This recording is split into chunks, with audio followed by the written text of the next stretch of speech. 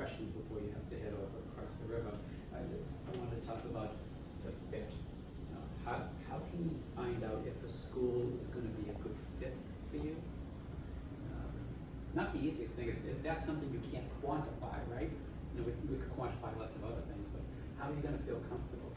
Well, one of the things that I learned, my son is developmentally disabled, and actually he, unfortunately, we're a two-car family, and he's about 15 minutes away at a hockey practice, so he plays hockey, physically he's fine.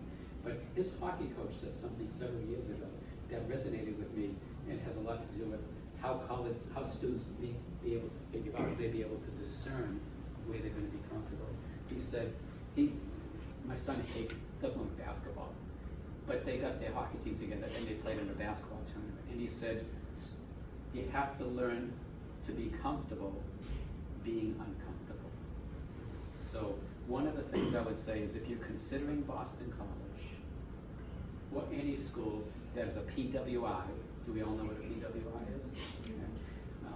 It's going to be probably the first, I'm sure for all of you it's the case, because I've been by some of the high schools, the first time in your life you will be in the minority. When I go to some of my schools, I'll say to students, who's the minority here? And a lot of them still don't get it right. I'll be in Harlem, which is a section of New York, which is most exclusively Spanish speaking or African American, and I'll say, who's the minority in here? And they say, well, we're the minority. I said, no, yes, I am. So what is it going to feel like when you go to a college campus and everyone around you doesn't look just like you? That's going to be the first time. So that's going to be adjustment. How comfortable are you going to be with that? How comfortable are you going to be knowing that after a month you may be sick of the food because it ain't what you're used to?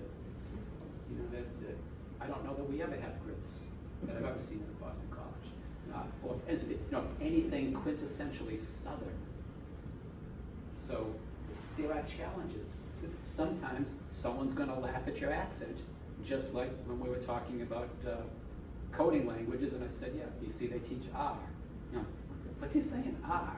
That's the way a Bostonian pronounces the letter R. To the alphabet, see what that fits in. So those are things. Are you going to be uncomfortable if those things happen to you? What you do have is an advantage, at Harvard, because there's someone there from CCF, and you met students, and do some of you know some of the students you met from CCF already? Okay, great. So there's a comfort level. So someone's come before you, and no one's left. That's a way of trying to figure out, is there a comfort level? You might well need support wherever you go. Academic support, social support, mentoring. Those are things you want to ask about at all the colleges you're going to consider. Because there's something called a retention rate. Have you heard of that before? Retention rate. Okay. So what that is students who struggle in college, it's usually their first year adjusting to college life. So the retention rate is what percentage of people who came and started as freshmen and return as sophomores, because if they don't come back, it's mostly that first year. When you see a very high retention rate, Boston College, I'm pleased to say, has one of the highest retention rates in America. It's something like 94 to 95%. What that says is the support services that you might need are available to you. Mentorship, good financial aid. When I talked about meaningful need, that means financial aid. We give you what you need to be there. And you heard from Montserrat, a representative from that program, yesterday. So it's one thing to pay to give you the cost of the whole education, but you also have to live there, right? You want to go out periodically. You want to go to a football game. What if you don't have that disposable income to do that? Montserrat does that. They give you free books. These are for everybody. It has nothing to do with just being honored. The students who come from backgrounds of need, they get these free books. You need a laptop, they'll provide a laptop for you, because maybe you don't have the $1,500 to get a Mac or to get an Acer that might be a little bit cheaper than that. But you get those sorts of things. Are you struggling with identity? There's people that talk to you about that. You might be interested in sociology. Do you connect with someone who's willing to mentor you with that? So these are the things that you need to ask at every college. And then the bookend of retention rate is graduation rate. So another really important thing to do is when you come from backgrounds that virtually all of you do, you want to know that, well, some schools may say, well, yeah, we have a 90% graduation rate. Two important questions. Is it a 4-year graduation rate?